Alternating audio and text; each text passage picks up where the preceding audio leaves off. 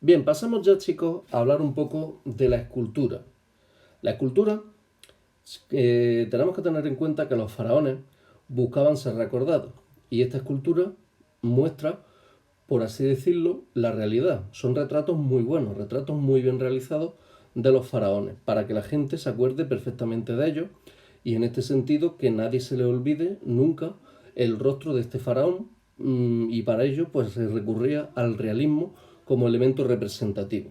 A veces se utilizaba el color para ensalzar a los dioses, puesto que en este caso nosotros tenemos que tener en cuenta que la piedra es de un color amarillento que no tiene apenas vida y que sería como muy apagado. Entonces digamos que se utiliza el color para darle más esplendor a la decoración escultórica.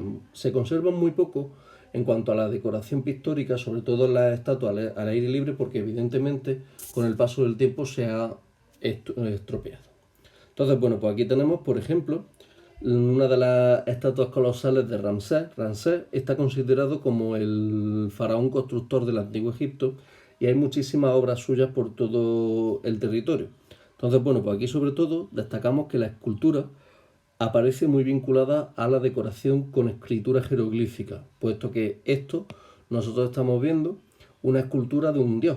Y no olvidemos que el jeroglífico son, traducido literalmente, medio un hacha, las palabras divinas. Entonces, evidentemente, la decoración mediante jeroglífico va a estar presente en la decoración, en la escultura que podamos ver en el antiguo Egipto, como esta que tenemos aquí. Luego vamos a tener también que dentro de la escultura tenemos elementos como los obeliscos.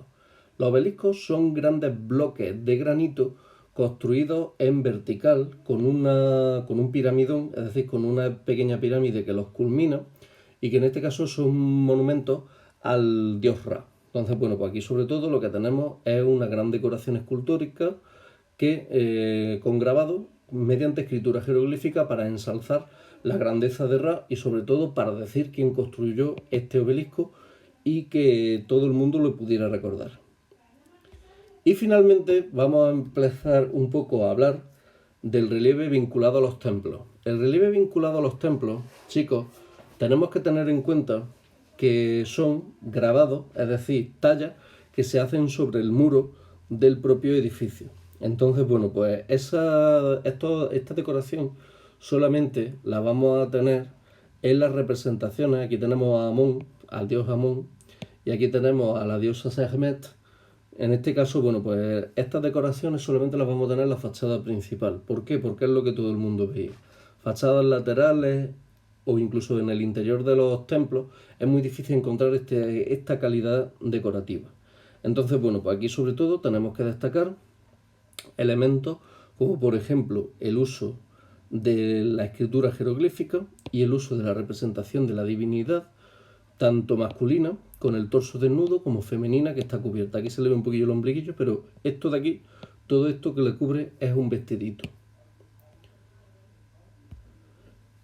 Bien, la pintura va a tener también una gran importancia dentro del antiguo Egipto y en este caso, bueno, pues la decoración de los murales, como por ejemplo los textos de las pirámides de los que hablaba hace un poquito, pues van a ser pinturas realizadas con óleos sobre la pared de los propios edificios. Entonces, bueno, pues en el exterior se han conservado muy pocos y los que tenemos son sobre todo decoración mural en el interior. Y también tenemos una gran cantidad de papiros. Entonces, bueno, pues los papiros lo bueno que tiene es que es un tipo de papel que no se estropea con el paso del tiempo porque los insectos y otras bacterias que corroen estos tipos de material no lo atacan tanto y bueno, pues es un elemento que permite conservarlo con bastante facilidad. Entonces, bueno, pues estos papiros, sobre todo los que eran para un uso más importante, pues para el culto o para el faraón, están decorados con una gran riqueza, como por ejemplo el que todos conocemos, que es el libro de los muertos. Esto es un papiro donde tenemos escritura jeroglífica y donde tenemos representaciones pictóricas para hablar justamente de la escena del juicio de Osiris. Y bueno, pues ya para terminar, vamos a hablar un poquito de una cuestión que es muy llamativa dentro de las características de la pintura y del relieve egipcio, que en este caso, bueno, pues va a ser ni más ni menos que la idea de la frontalidad. Entonces, bueno, pues ¿qué es esto de la idea de la frontalidad egipcia? Si os dais cuenta, estas figuras están representadas con los pies apuntando hacia un lado. Quiere decir que desde un punto de vista técnico están de perfil, pero los torsos están representados de frente. Esto es una de las características más importantes de de la pintura y de la escultura egipcia, ya que en este caso, bueno, pues esta idea de frontalidad nos muestra que siempre el pecho tiene que estar al frente porque se entiende que es donde se guarda el corazón. Y al ser el lugar más importante del cuerpo donde se guarda el corazón, tiene que estar representado en el frontal.